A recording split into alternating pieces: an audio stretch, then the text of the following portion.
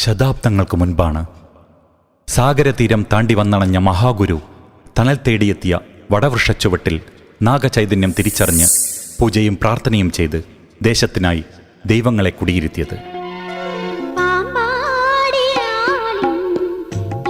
ആലിലകൾ തളിരണിഞ്ഞു നിൽക്കുന്ന ശ്രീ പാമ്പാടിയാലിൻ കീഴിൽ എന്ന മഹാക്ഷേത്രത്തിൽ വിഷഹാരിയായ ഗുരുവിൻ്റെ കൂടി സാന്നിധ്യം ഉറപ്പിച്ച് തറവാട്ടുകാർ ഇന്നും ചിട്ടയായി ചെയ്തു പരിപാലിക്കുന്ന പൂജാതി കാര്യങ്ങൾ കൃഷിയിൽ അധിഷ്ഠിതമായി നിലനിന്നിരുന്ന ദേശത്തിൻ്റെ അഭിവൃദ്ധിക്കും രോഗശമനത്തിനും ഐശ്വര്യത്തിനുമായി വന്നു ചേർന്ന് കുടിയിരുന്ന തെയ്യങ്ങൾ. ഒരു ജനതയുടെ ആത്മസമർപ്പണത്തിൻ്റെ ഫലമായി ക്ഷേത്രത്തിന് കിഴക്കും പടിഞ്ഞാറും വടക്കും തെക്കും കപ്പക്കടവ് ദേശവാസികളും ക്ഷേത്ര ഭാരവാഹികളും മാതൃസമിതിയും ഒത്തുചേർന്ന് ആഘോഷിക്കുന്ന നാടിൻ്റെ ദേശീയോത്സവം.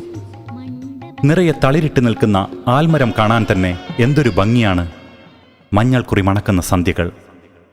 വീരന് അസുരവാദ്യമായ ചെണ്ടയുടെ അകമ്പടി മാത്രം പോരത്രേ ഉറഞ്ഞു കയറാൻ. പൈതങ്ങൾ ചെവിയിൽ കൂക്കി വിളിക്കണം. പിന്നെ തമ്പുരാട്ടിയമ്മയുടെ ഒരു വരവുണ്ട്.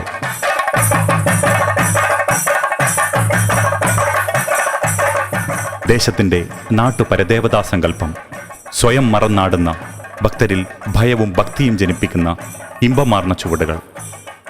ആദികളും വ്യാധികളും അകറ്റാൻ വീരാളി പുതിയ ഭഗവതി.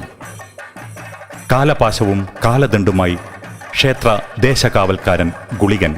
പ്രഹ്ലാദനെ രക്ഷിക്കുവാനായി സംഹാരമൂർത്തിയായി അവതരിച്ച വിഷ്ണുമൂർത്തി. നാഗമാതാവ് നാഗകന്യ സ്വർണ്ണനാഗത്തിൻ താളത്തിൽ നടനമാടുമ്പോൾ കാവിനുള്ളിൽ വൃഷത്തലപ്പുകളിലേക്ക് ഇഴഞ്ഞെത്തുന്ന നാഗങ്ങളും കൂടെ ആടുമെന്ന് വിശ്വാസം.